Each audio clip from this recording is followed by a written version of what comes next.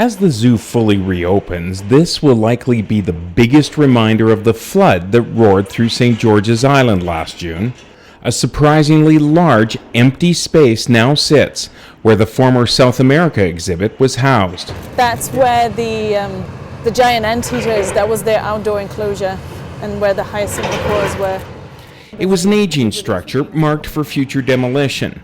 In the end, so waterlogged it was beyond saving. It was the oldest building that we had here in the zoo, and there were a lot of issues, but there was a lot of animals that we loved and our guests loved to see. It's just heartbreaking. It's heartbreaking to have to say goodbye to the animals, and it is the end of an era for the zoo. Hopefully we can improve and be better than we were before, but it's still been very, very hard. Normal will come back, but it's never going to be the same. The Calgary Zoo was hit hard by the Great Flood of 2013. $50 million in damage, another $10 million in lost revenue. All told, 4 peacocks and scores of fish were lost. But this isn't the story of what was lost. These are the words of the zoo staff and their tremendous efforts that made sure the flood of 2013 wasn't a whole lot worse. Sitting on an island in the Bow River, the Calgary Zoo is no stranger to floods. June 20th was a rainy Thursday. While people woke up to news of major flooding in Canmore, and later High River, there was no indication officially of what lay ahead downstream. I'm the SEMA rep for the Calgary Zoo. So I received my first call from the Emergency Operations Center about 10:30. The head of Zoo Facilities, Grounds and Environment was looking forward to a celebration lunch with his department that day. But Daryl Jadek would soon be on his way to Calgary's Emergency Operations Center. About half an hour later, the phone rings again. So I answer my cell phone, and this message wasn't so calm.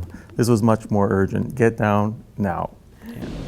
From her office window in the administration building, Colleen Hinalicia reported back to Jadek at the Emergency Operations Center. She used an island as her gauge of how angry the river had become.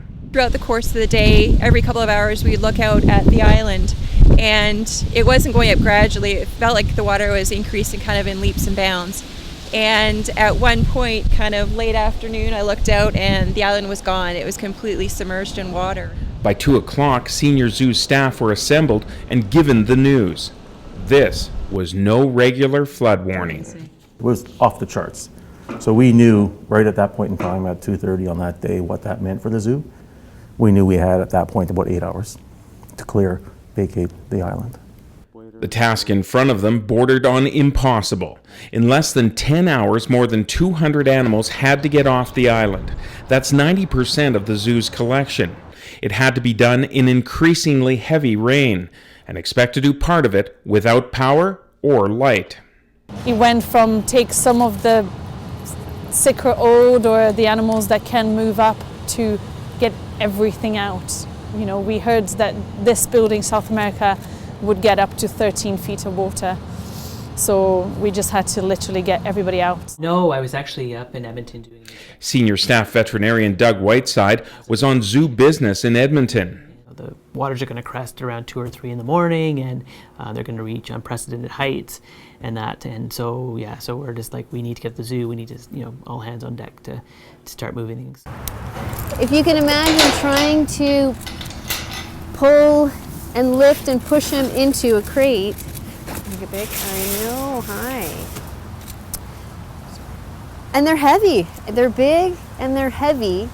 And this is why we don't go in with them. Did you see that sort of, I want to get you and I'm going to, yeah, that's why we don't go in with them. The clock was ticking. Shortcuts had to be taken if all the animals were to be moved in time. Normally, it would take a half day to anesthetize and move just one tiger. We just started sending animals. So for the first time in my career, knocking an animal down, putting in a crate, making sure its airway is straight, closing the crate, and sending it away, which is not a good feeling, but there's no alternative. 6 tigers, 3 adults and 3 cubs needed to be darted before they could be moved. And then we would have to wait for them to feel the effects of the drugs, and that took anywhere between 15 to 20 minutes. And while you were waiting for that to happen, the other cats are, what the heck is going on? You know, we have 5 hours later, the tigers are done. And that's just the tigers. And then we still have the snow leopards. And then we still have the lions. Some of us were joking that it felt like Jurassic Park, you know, just being in the dark, power's out, and you're having to go into buildings. Doug Whiteside says another movie sprang to mind. So we got the snow leopards done, and then we went over to the lions and started lions. And by that time, you know, the power to the island was gone, and so it's in the dark. And so we're in the lion building in the dark and having to anesthetize these lions.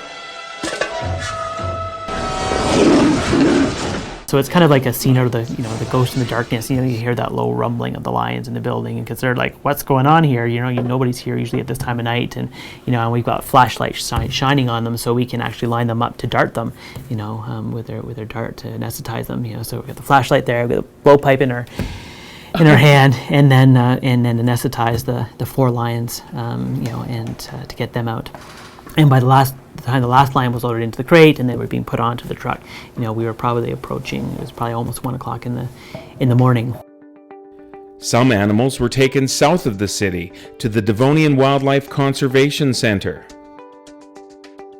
And luckily, just 3 weeks earlier, the Animal Health Center north of the zoo wrapped up a $1.2 million renovation. Built to accommodate 60 animals comfortably, the zoo hospital would house 150. We made the decision to leave elephants, knowing that they might have a little bit of water, but it should be a manageable amount. We'd made the decision to leave camels because there was a bit of high ground in their enclosure.